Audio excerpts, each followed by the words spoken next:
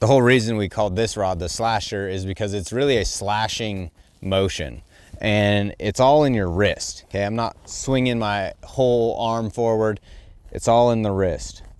And people think the most important thing is the twitch forward or back to you, but it's actually the throwback.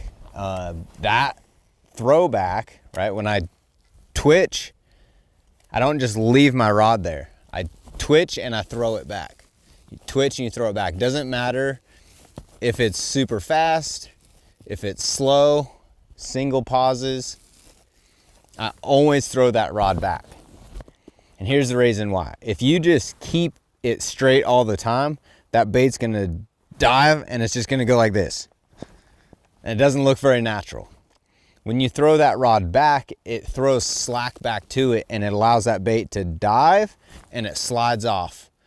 Well, now you have slack, so when you jerk it, it goes and it goes back the other way. Now we have a change of direction, and that's going to trigger a lot more bites by doing that. And so you're always throwing that rod tip back. Okay? Doesn't matter what the cadence is, how long the pause is, we're always throwing that rod tip back to be able to create that action. That's why you want that softer tip, that faster action in that rod, so that it can absorb some of that shock.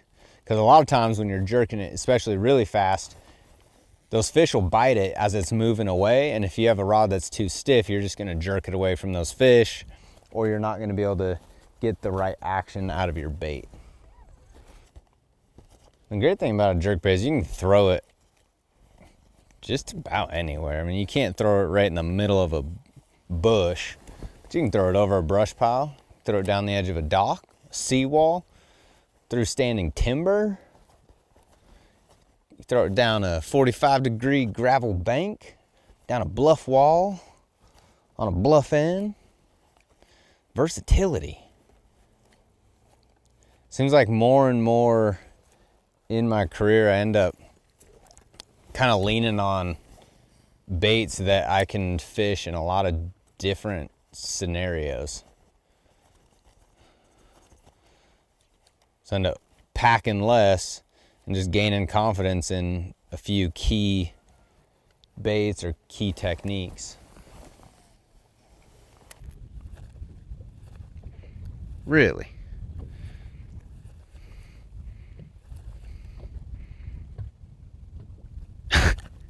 He ran past it.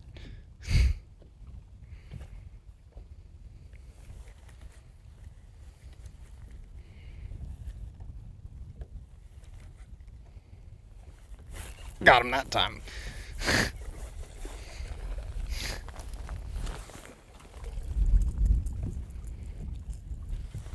If you don't want to eat a glide bait, make you eat a jerk bait.